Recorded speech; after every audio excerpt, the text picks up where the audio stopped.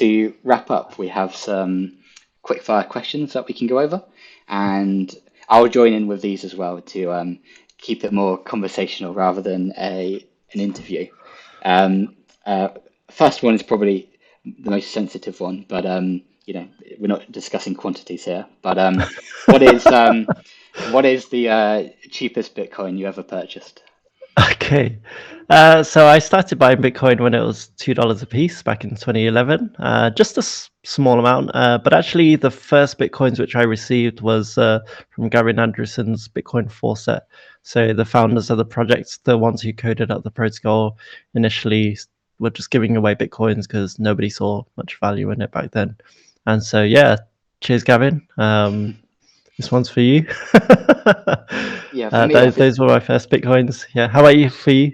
Yeah, I was just going to say, for me, the Bitcoin faucets were kind of like drying out at those points. Um, but there were actually some Dogecoin faucets around that I could claim. And um, for Bitcoin specifically, I think the cheapest I ever bought was about $200. Um, I would like to say that was my first purchase as well, but I actually I came in at a bit of a bubble, and I probably made my first purchase around 800. It sounds cheap at the time, but when you first get into cryptocurrency and you see Bitcoin go from 800 down to 200 in a relatively quick space of time, it's a bit of a baptism of fire. But um, we could do a whole nother episode on this, but a dollar cost averaging is something we could also recommend to new Bitcoin comers. And thankfully, I did not just go all in on the 800, but I also was able to buy the dip around 200 as well. So yeah, 200 is my answer.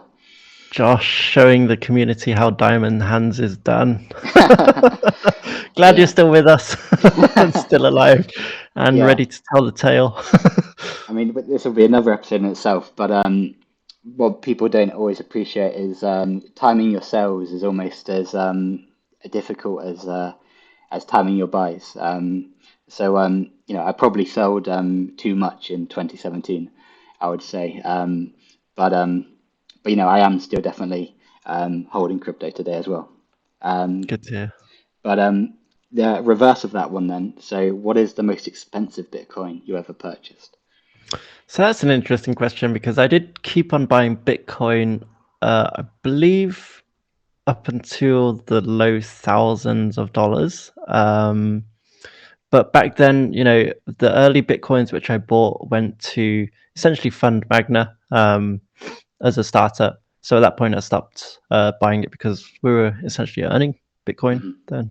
Yeah. So yeah, I guess low thousands. I can't remember exactly, but yeah, I certainly didn't buy any beyond once it got to tens of thousands. I thought, screw that, it's so expensive. But hindsight tells you, isn't that cheap?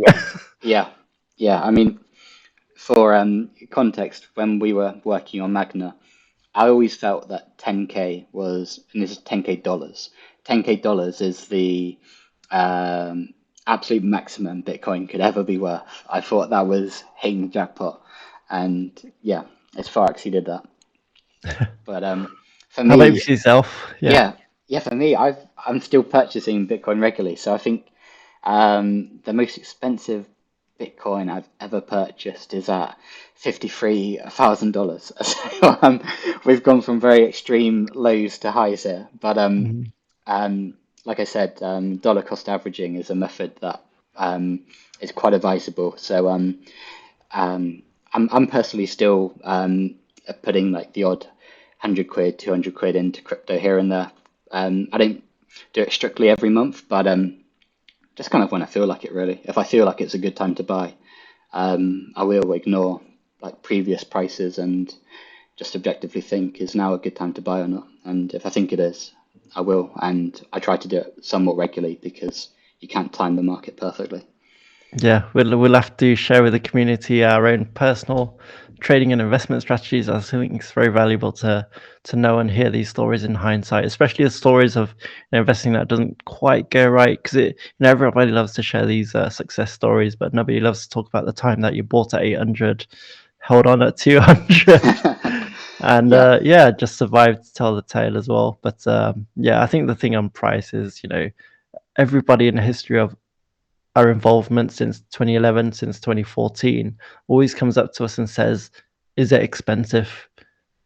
Assuming that we can tell the future when we really can't, right? But Mm. it's, what I say to these people is, if the asset price is more expensive tomorrow than it is today, then today's price is cheap, right? Because actually, I was faced with the same. I've recognized this pattern now in myself. Even at $2, when I looked at the price graph history, it was down here to begin with. I'm just like, that's ridiculous. How stupid is that? $1 was just like, people thought, 21 million, $1.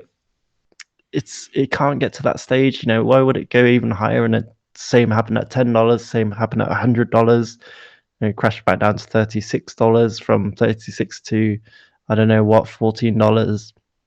Everyone was like, it's overpriced, it's ridiculous. And then $1,000, the same conversation happens.